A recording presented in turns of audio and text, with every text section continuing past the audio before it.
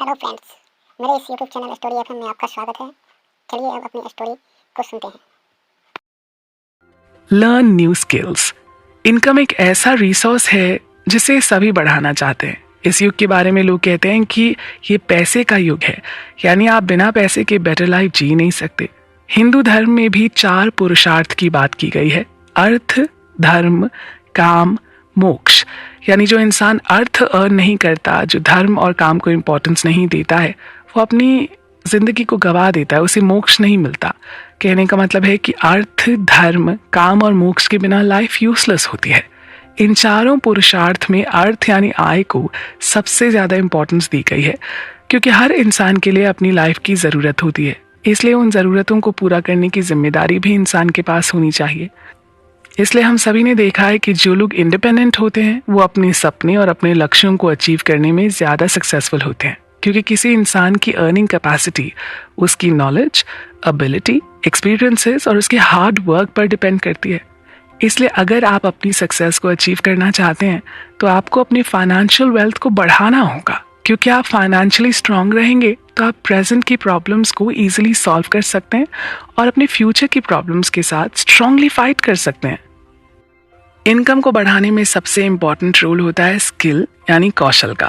Nobel prize winner economist Gary Becker के अनुसार लोगों में इनकम का डिफरेंस नहीं होता है, उनके स्किल का डिफरेंस होता है। जिनके पास स्किल है उनकी डिमांड होती है, और जो अपने स्किल को हमेशा अपडेट करते हैं, इम्प्रूव करते हैं, उनको हमेशा बेटर रिजल्ट मिलते हैं। गैरी बेकर के एक सर्वे के अकॉर्डिंग जो टॉप 20 एम्प्लॉयज थे उनकी इनकम एनुअली 11% बढ़ रही थी, और कम स्किल वाले 30% एम्प्लॉयज की इनकम एनुअली 3% बढ़ रही थी। जो टॉप 20% लोग थे उनकी इनकम बढ़ने का रीज़न था कि वो लोग हमेशा अपने स्किल को इम्प्रूव करते रहते थे, यानी वो हमेशा कुछ ना कुछ नया सीखते रहते थे। इस तरह से इनकम बढ़ाने के लिए अपने स्किल को इम्प्रूव करना ज़रूरी है, और स्किल को इम्प्रूव करने के लिए ये जानना ज़रूरी है कि आपका स्किल क्या है। बहुत से लोग किसी और काम में बेटर होते हैं, लेकिन अपनी जॉब की वजह से, अपनी फाइनेंशियल सिचुएशन की वजह से वो काम करते हैं जिसमें उनका ना तो ज़्यादा इंटरेस्ट होता है और ना ही उस काम को करने में उनका कोई स्पेशल स्किल होता है। लेकिन उनको अपने जॉब से अर्निंग होती है, इसलिए जो मिलता है वही करने लगते हैं। इससे वो अपनी डेली की ज़रूरतों को पूरा तो कर लेते हैं, लेकिन अपने सपनों को पूरा नहीं कर पाते। इसलिए आपको पहले ये पता लगाना होगा कि आपका स्किल क्या है, तभी आप उसे इम्प्रूव कर सकते हैं और उस स्किल में अपनी एक यूनिक पहचान बना सकते हैं।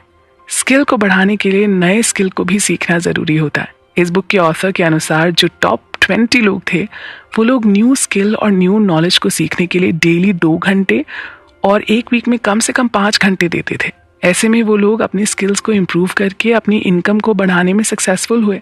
बहुत से लोग हार्ड वर्क भी करते हैं और सक्सेस के लिए डेडिकेटेड भी रहते हैं, लेकिन किसी एक स्किल की कमी की वजह से वो अपनी सक्सेस से दूर रहते हैं। लेकिन जैसे ही वो उस स्किल को सीख लेते हैं, सक्सेस को अचीव कर लेते हैं। इसलिए आप जिस स्किल को पसंद कर रहे हैं उसको इम्प्रूव करने के साथ आपको उस स्किल को भी सीखना है, जिससे आप खुद को डेवलप कर सकते हैं और जिससे आपकी अर्निंग बढ़ सकती है। किसी की भी इनकम 3 बातों पर डिपेंड करती है: आप क्या करते हैं, उसे कैसे करते हैं, और आपका काम कितना ज़रूरी है। आप जो भी करते हैं, अगर उस काम की अर्निंग से आपको सेटिस्फैक्शन नहीं मिलता है तो आपको कोई दूसरा काम करना चाहिए, और उसके लिए जिस स्किल की ज़रूरत है उस स्किल को सीखना चाहिए, या आप उसी काम को डिफरेंट तरीके से कर सकते हैं और उसमें बेस्ट परफॉर्मेंस दे सकते हैं कि जिसे कोई नहीं कर पाता हो। यानी आपको अपने स्किल से ये प्रूव करना होगा कि आपकी कंपनी को आपकी ज़रूरत है। जब आप अपनी इनकम को बढ़ाना चाहते हैं तो आपको अपनी अप्रोच को भी चेंज करना चाहिए। आप भले ही किसी के लिए जॉब कर रहे हों, लेकिन आपको इस बिलीफ के साथ काम करना चाहिए कि आप खुद के एम्प्लॉई हैं।